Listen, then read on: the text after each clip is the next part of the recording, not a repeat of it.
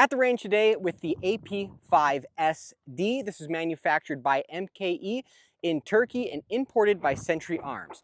Now this is an MP5-SD clone, but it comes from the factory with an MP5K barrel. So if you want to have an actual MP5-SD, you have to swap out the barrel, a couple internals, and then of course get yourself an SD suppressor like this one I have here. This is a High-Tech Arms 12-inch SD suppressor, and they also did my SD conversion on this as well. Now what's great about an MP5-SD is it takes supersonic ammunition like 115 or 124 grain ammunition, and it makes it supersonic. So you can get that very affordable and easily found ammunition and shoot it subsonically through your MP5-SD. But of course, getting a new suppressor, swapping out the barrel, getting all that stuff done does cost some money, and it has to be done professionally.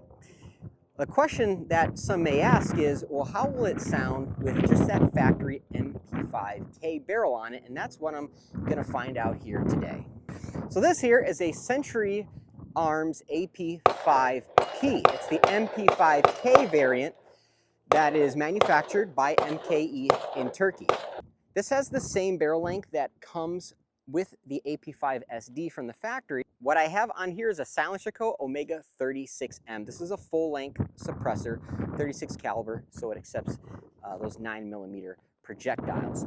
Now the difference between this and the MP5-SD is I'm going to be running subsonic ammunition, 147 grain subsonic ammunition in the K, and then 115 grain supersonic ammunition in the MP5-SD. So this will sound how the AP5-SD would sound with the factory barrel. All right, the only difference is the type of ammunition I'm running. Subsonic ammunition is a little bit more expensive, a little bit more difficult to source, but really not that difficult to get your hands on. So let's see if it's worth getting that barrel swapped out or keeping that factory barrel length and running subsonic ammunition. You can see I have the microphone here on the brim of my hat, so hopefully that's going to give you a really good idea of what I'm hearing here at the range. So we're going to start off with the MP5K or the AP5P with the Omega 36M attached.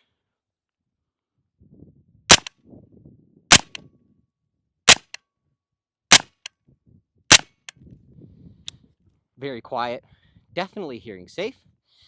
Let's try the AP5-SD with the supersonic ammunition.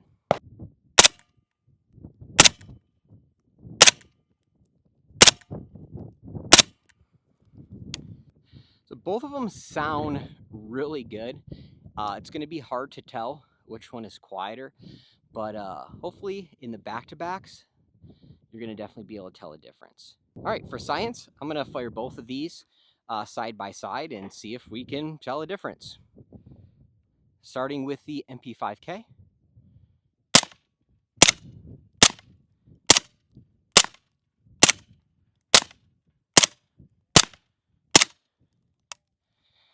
All right, so my personal opinion is that the AP5-SD with the High-Tech Arms SD suppressor does have the edge when it comes to sound reduction. This sounds better to me.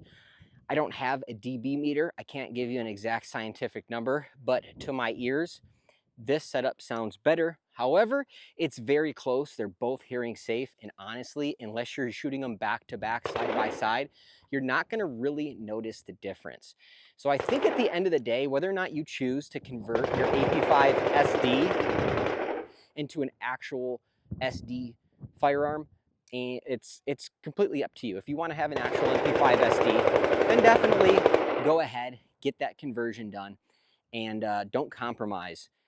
On the other hand, if you just want something that looks like an SD, sounds great with subsonic ammunition, then the factory AP5-SD barrel with a full-size suppressor attached is going to sound great as well. So stay tuned for the side-by-side coming up right now. Let me know what you think about both of these down in the comments below, and thanks for watching.